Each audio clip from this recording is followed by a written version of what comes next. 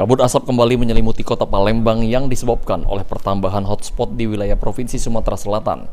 Disampaikan oleh Sudirman, Kepala Bidang Penanganan Kedaruratan BPBD Sumsel dari data Badan Penanggulangan Bencana Daerah Provinsi Sumsel, pada Senin 30 Oktober 2023 tercatat sebanyak 758 hotspot. Jumlah tersebut meningkat dibanding hari sebelumnya yang hanya 309 hotspot. Peningkatan hotspot pada Senin ini menjadi yang paling tinggi dibanding 10 hari terakhir. Peningkatan hotspot sendiri didominasi di wilayah Ogan Komering Ilir, yakni sebanyak 586 titik. Kak, untuk terkait kabut asap di kota Palembang, apakah hotspot di Sumsel ini mengalami peningkatan, Kak?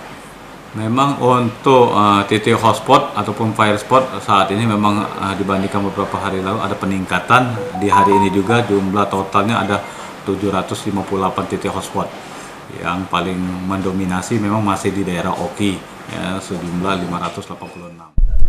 Sudirman menambahkan TNI Polri, Manggala Agni, dan BPBD Kabupaten Kota terus melakukan upaya pemadaman di titik rawan terjadinya kebakaran, baik pemadaman dari darat, udara, maupun teknologi modifikasi cuaca.